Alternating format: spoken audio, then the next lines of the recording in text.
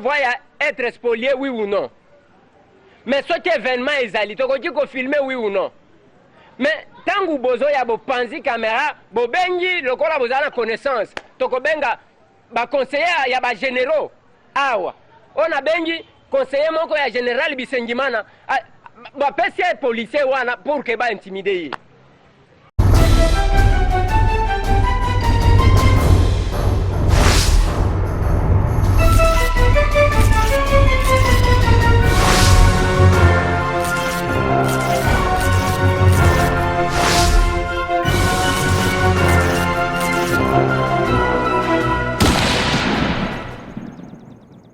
Balandi tokutani lisusu parce que tozaka en direct ya Kinshasa capitale ya mboka oyo biso et pas wapi toko salela bino musala po toko salela bino ata ndenge nini ezala kofinga ezala ba intimidation ezala kokangama ezala kobeta nazomona eloko moko te ekoti ko décourager ngai pona ko salela mboka oyo ngai yango nalobaka na batu ke ça ne sert à rien yango moni batu ya ba internet mingi misusu kofinga ya internet na considéra kangote pona nini parce que mutu ye wana azwi place na ye atie ligorodo abandi kofinga yoko kipe nini osomona ligorodo ebunda ligorodo ebunda na nani bo vanda to salela bino musala tina suka comme ça boya ko renier to bo renier ndenge na lobaka comme toujours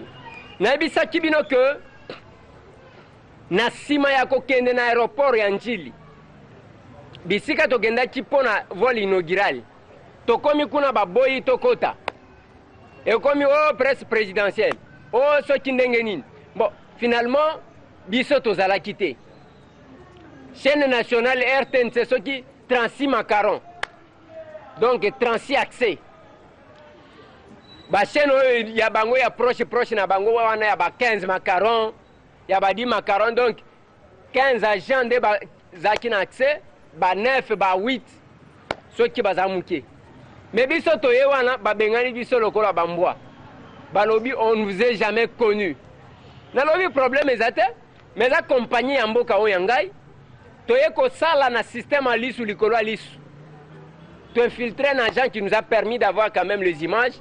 Ya ndenge bokomona ba avion ezo pumbwa wana c'est l'essentiel mais babanga kinini tokota pona nini présence na biso ebangi saka batu misusu na Kinshasa on se connaît en RDC on se connaît on sait qui est qui journaliste nini azana poids nini balandaka ye pana parce que le poids d'un journaliste ezande capacité na ye ya communiquer na bato balandaka ye quand on communique pour soi-même on n'est que journaliste de soi-même et non des autres. Toyebani na Kinshasa. Yango batu mutema duku. Même tangu to kitaka. Descente na biso yebanaka. Parce que za elonge kokana na mutema. Jamais na koti kozala hypocrite. Pona zomi tuna na kosala hypocrisie pa nani akopesa nga nini. Oeleki Congo. Na sima ya kuna to féliciter ki mwana mboka Justin Kalumba mwana ngongo qui s'est battu na makambo ya ba avion oyo ya ba bateau oyo ya ba bus oyo ba transco ba esprit de vie ba bateau kokolo donc ti to komi na makambo avion ba locomotive ya Katanga ti to komi bisika to komi félicitations na mwana mboka Justin Kalumba pona ba effort na ba sacrifice parce que ezana ba ministre o basala ka bamsu pe basala kate ezana ba ministre ba koma kasoki 6h 7h azana bureau akobima soki 22h boulot kaka je félicite parce que yaza ministre ya yemo côté je félicite le premier ministre Matata Ponyo na équipe na yemo bimba nazo féliciter pe bandeko bakenda ki pe ko couvrir nini posa na biso ezalaki akokota na avion te parce que eta nango pe to ebité mais posa na biso ezalaki yake tolakisa ba congolais ke souci bozalaki koyoka par rapport ya misolo na bino bimaki pona kosomba ba avion voilà l'état po balobaki wana ke Patrice Emery Lumumba banda kita avandi wana ezaki mambala et puis baye koloba ke batata wana ya lake balala ka pembeni bazolo kaka avion wana butu balobi so libabe pamba te biso la ke kufi. Mais loko na ko banga na makambo avion, il ne faut pas compagnie Airways parce que d'abord la communication est bandi mabe. Vous ne savez pas communiquer na habité qui s'occupe de votre communication, bien que communication na bino ezaka formalité. Congo Airways, qui s'occupe de votre communication? Comment il vous conseille? Comment il vous oriente? Parce que la communication, bino bokosala, ils ont devoir ya redevabilité vis-à-vis ya peuple mokolo nango. Mais bino ozosa la communication ni Congo Airways. Mais nazo banga que ezala lokola entreprise, ba société à l'état ebele kufa kambangu mbangu. Po bokomona makambo na bino. Na bien kozala lokola na babis. Mutu akoti olie abimisa biya abimisi carte. Abimisi carte. Otala boye na vol mobimba. Ba gratuit baza combien? Affrètement pamba. Ekende boye. Sans subvention, société wane kokouf. Et puis ba congolais ba konyo kwa ma place wana nde ba koloba que avion bo sombe za état malamte. Je crois que vous avez pris des dispositions en rapport na biloko wana. Ndenge quand même besoin ba disposition na Transco eza malam. Mais Congo Airways tangu toye na aéroport wana bobo itokota. Po se santa kindenge nini. Mais biso tozakuna te posa na biso ezande ya kopesa ba congolais qui nous suivent à travers le monde ba information. Na simaka ya mukolo moko wana babengi biso ke bazo polier école. Il laisse ya selembao. Kuna ba panzeli biso caméra, ndenge bozomona caméra e panzani wana parce que mutu moko azana carte ya parti politique. O ba bengi laisser passer akobenga ba député moko, ba député misusu ya PPRD pour que baya kokotela ye ba libérer ye. Ne makambo esalema ki wana. La police asali musala na ye malam. Mais talaka ba coup de fil mokonzi munene na bengi. Tout vérifier mokonzi munene nini. Parce que azo s'occuper na structure moko na PPRD aza député. Donc ne mokonzi munene na bengi. Ezo sala passe. So kibino ba konjango ya minene ya PPRD, vous devez appeler pour encourager l'impunité. Ba panzeli biso caméra eza école oyo ya bana selemba on a terrain na bango bazo spolier bango ba telemeli yango. Tokoti ko filmer te parce que mutu aza membre ya PPRD. Nabite soki mwana mboka Henri Mova Sakani. On a ebi rigueur na ye, il peut tolérer ça. Une caméra est partie. Caméra tozwaka na passe. Même musala to sala kabiso tozwaka batu kaka. Soki mutu akomi essoufflé, soki mutu azana eloko tende aye ndeko Eliezer lobelanga soki na zui de compte final na kobosa na yo te. Mutu soki azosala musala balukaka biso te. On n'a pas de sponsor. Tozana batute ba pesa kabiso mbongo. On n'a pas de sponsor. On n'a pas de financement. Tozo s'organiser pour na kosomba ka matériel wana na passe. Mais yo muto yo panzi ango tu t'en fous parce que ozana PPRD. Si ce n'est que ça le PPRD, et ça passe. Et ça passe. École, est-ce qu'ils envoient à être spoliés, oui ou non? Mais ce qui événement est allé, tu peux filmer, oui ou non? Mais tant que vous avez une panzi caméra, vous avez une connaissance. Tu as conseiller, il y a des généraux. On a bengi conseiller mon général Bisengimana. Il y a des policiers pour que vous intimider. Et ça passe. Même si vous, à votre niveau, vous devez vous comporter comme ça. Mais plus vous allez accumuler, passe. Plus vous allez accumuler Kanda, un jour nous allons exploser. Et qu'on allons bien te. Donc on subit l'injustice jusqu'à quel niveau? On se débrouille dans moyen de bord. Pour notre ma caméra, on a un là-bas congolais Moussala. $3,500. Oye au panzi parce que vous avez perdu. Problème est atteint. Mbula nyonso ata soki enoki ekata kakaka. Butu ata soki umeli tongo etana kakaka. Mutu a changé kombo te. Ba journaliste na bino misusu bango ba bandi ko wanga nake. Baza ba journaliste a majorité te. Ba komi o naza journaliste à Congo. Depuis quand yo lobela Congo? Depuis quand? Mutu a changé kombo te. Na loba na bino boza ba journaliste professionnel. Ngana journaliste patriote et j'en suis fier. On ira jusqu'au bout. Vous cassez nos matériels comme vous voulez. C'est la unième caméra que vous cachez. Ba caméra ezo kendaka, ezo kendenge, ezo kendewana, ezo panzana parce que to lokotaka yango. Bon si bon mona biso na banti chambre na bino kosenga mbongo pour que to soma matériel. Et ko sala passe. Ba spécialiste ya kofinga ba ko continuer kofinga mais nazo il sabino que ma finga na bino ko sala langata eloko mon côté ça ne va rien, ça ne va pas me décourager. Maintenant où tu lances un appel là, kofinga eza pète. Mais kobundela Congo na Congo eza pe makasi. Avec tout ce que nous subissons. Chaque jour tozolo ala kana ba stress. Chaque jour eza passe ndenge bokomona wana nde désordre salemaki. Tangu bazo panza caméra ya mwana mkolo lupango. Oyo ekei ko filmer kol bazali ko spolier. Nalingi bolanda passage ya mwana mboka professeur Matungulu et pas mwana mboka Frank Diongo. Akendaki na ba contact et pas ba président ya ba parti politique ebele. Mais nous avons été invités et pas mwana mboka Frank Diongo. Bolanda.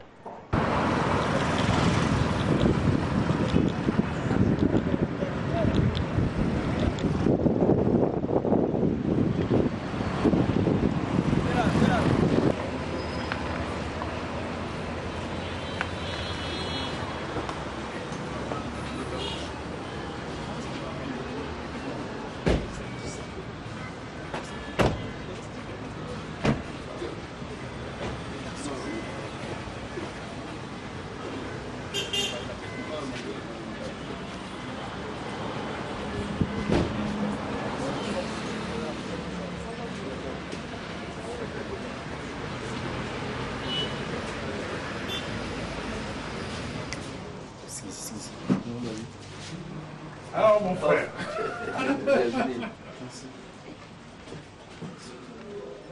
Entre si tu veux entrer.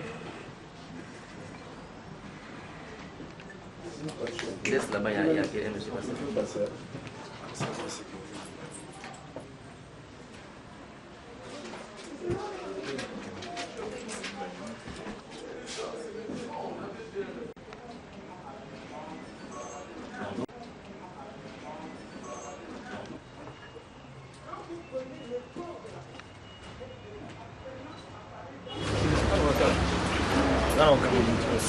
Quand on a chanteur.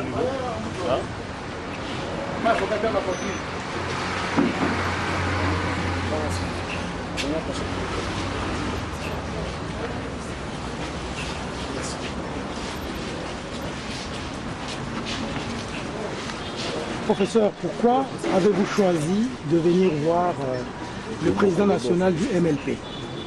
Bonjour, d'abord je souhaite profiter de l'occasion pour vous dire bonjour et dire bonjour à l'ensemble de notre population. Je suis revenu au pays, comme vous le savez, le 3 octobre dernier, c'était le samedi, et j'ai été absent longtemps du pays. Je rentre pour pouvoir me mettre, comme tous les autres, à la disposition de notre population, travailler à faire avancer les choses dans la bonne direction. Il m'a semblé que c'était tout à fait normal que je vienne rencontrer le président Diongo ici pour pouvoir m'entretenir avec lui des grandes questions du moment, de la scène politique nationale, du travail que lui est en train de faire déjà dans ce domaine et éventuellement de ce que nous pourrions être à mesure de faire ensemble pendant les prochains mois, les prochaines semaines en faveur de notre population. Voilà pourquoi je suis venu le rendre. Peut-on s'attendre à une éventuelle alliance entre le CNP et le MLP? Bon, il y aura certainement des alliances dans les prochaines semaines, dans les prochains mois sur la scène politique nationale en faveur de nos populations, en faveur de notre pays. Et aujourd'hui, ce que nous avons examiné avec le président Diongo, c'est nous avons pu déterminer encore une fois de plus, parce que ce n'est pas la première fois que je le rencontre, notre attachement commun aux idéaux de la démocratie et du progrès pour notre pays. nous avons reconfirmé notre attachement au principe de la lutte en faveur de la démocratie dans notre pays. Alors, nous savons que c'est une question de jours ou d'heures. Quand allez-vous clairement donner votre position par rapport à vos ambitions présidentielles? Quand?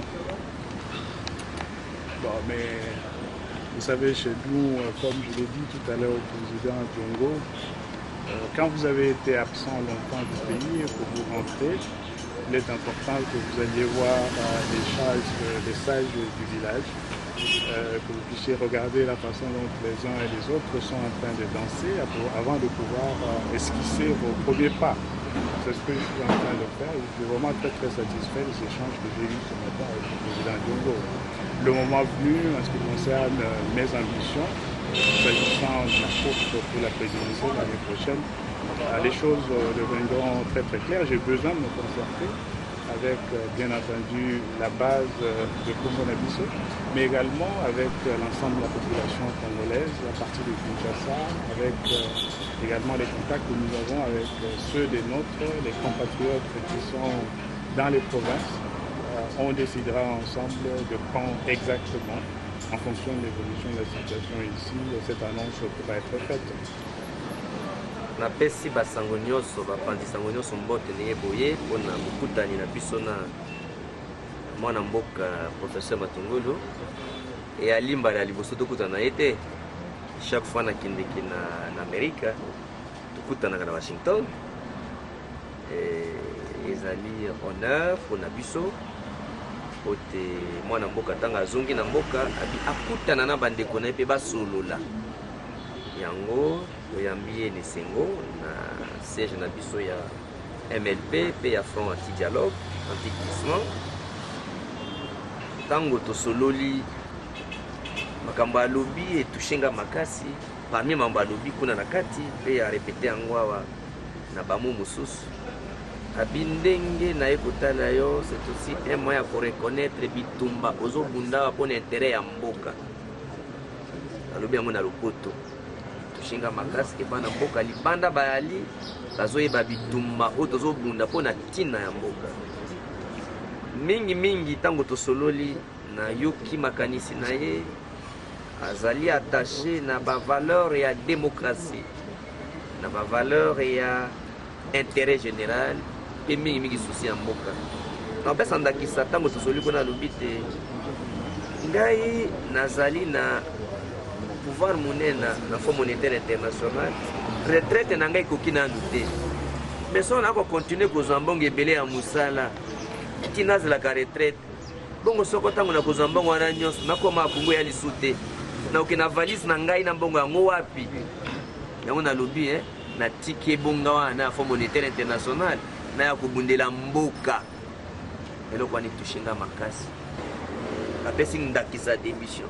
Ndenge yango pe asala yango kuna makambo mingi otosololi lokola auti koloba te soko uti na mboka osona bato o batikalaki na mboka na village bayebisa makambo oyo ya butu pe ya moi o baza nango te na uti makambo oyo ye moko pe ayebi baza mokonzi monene ya parti politique na ye azali grand professeur université atangisa bato ebele baza baposte oyo na bagouvernement ce sont ces étudiants bamuso afutela bango classe par respect na boye kotanga bakoko oyebi. Alors tango tosololi nakomikitisa na ye nayebisi ye boye makambo ya mboka o babengi urgence nationale awa eyali bana mboka nyonso balingi mboka baluka ke babuka barrière oyo ezopekisa te tokenda na baélection mpo bana Kongo nyonso bakoka kozwa opportunité te bakende maponami mpo maponami eza te mais sekabia lingi na ye aucune élection. Donc les combats aujourd'hui eza combat ya baambition te. Combat aujourd'hui c'est obtenir le déblocage ya processus électoral. Donc oyo nyonso alingi Congo lelo a bitumba na ye yo journaliste yo politicien yo soldat yo policier yo agent ADGM yo journaliste yo étudiant yo taximen, yo homme d'affaires. Oyo kosala po na mboka lelo, comment okosala po te élection ezala? Po élection ezate. Mais wana ozo contredire moi na mboka Joseph Kabila na raconte Kenga Kati. Alobaki ete élection kozala attaque au dialogue kozala élection kozala. Omote okozo ba population mo na mboka Fangio. Ndeko Kabila na lobaki nango déjà ndeko Flavio ozalaki kozongela mamboye bité. Na lobaki na bino te makambo o ndeko Kabila lobaki na Kenga Kati et ali lokuta azo croire nango te. Les lois lobby kalingi élection mais lobby ba kolongola ba tableau nyonso oye komaki ba jeune mboni etikali pa longola ki président de la République. Et puis yo kozala candidat te okoloba ndeli kenga na ko gagner élection. Yo kozala candidat te au président pe kanda moko te. Au boy ko pesa mbongo ya ba ponami comment gagner ba élection. Et puis eloko makasi alobaki ya mabe. Totonga kimia mais to milengela pe pona bitumba bitunga azobundisa nani. Peuple naé, to bapaya. Nani ne mengo yazo bundisa. Pourtant, aux président de la République, un président ne se plaint pas. Tant que vous êtes président de la République, c'est-à-dire que vous avez le pouvoir pour exécuter des décisions, pour un moyen pour exécuter. Le président de la République a ses plaignants. Même les combats politiques, un président de la République ne dit pas qu'il y a un combat politique. Alors quand le président est en réunion en majorité, il y a un président en fonction. Il y a un président de tous les Congolais. Donc, demande à Bissoba Namboka et Zali Kaka. Élection et Salima. Je remercie le professeur Matungulu, Dengue, je remercie la délégation de l'Union, je remercie les combattants au Baï na contrepartie, je remercie le président Willy, le secrétaire général, le professeur Loata, le secrétaire général adjoint, le secrétaire national Bokakonya et tout le monde au Nord Sobaye, l'agent sécurité MLP, le cadre de l'Union Sobaye, félicitations à l'Union, merci Mingi. Une photo en se saluant.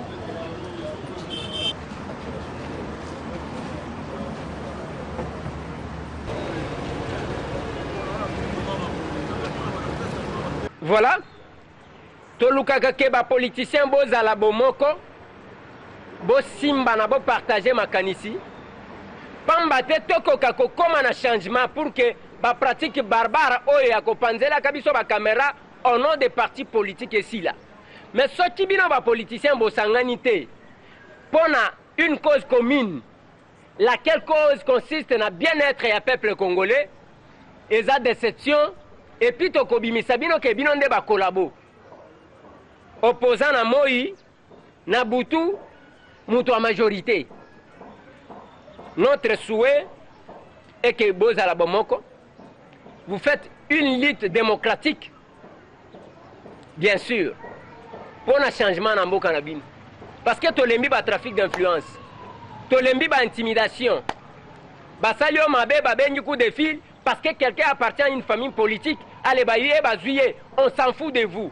On manipule, on appelle même le magistrat. On appelle le procureur. Et on a des connaissances à tous les niveaux. Toro Kende Wapi. N'a pas procès interminable. Benda Moulaïba Lemba. Benda Moulaïba Lemba. Merci. Na mwana mboka Frank Diongwe, félicitations. Merci na professeur Matungulu pour na sens et humilité na yo. Komi kitisa ko kende, na zomo na ndengo zo kende, na ba politicien minene, na ya mike, ozo mikitisa ko kutana na bango. Félicitations monsieur le professeur. Na terrain PZ, ba panzela nga caméra. Place to kena éviter ceux qui babanga caméra. Ceux qui lupango ezaya yo, et que bazo buka to eko filmer, mbeba nini to sali. Ça peut te permettre à cause d'ala na ba élément de preuve ya okena justice. Mais quel que soit ça, biso tozaka bana kolo lopang,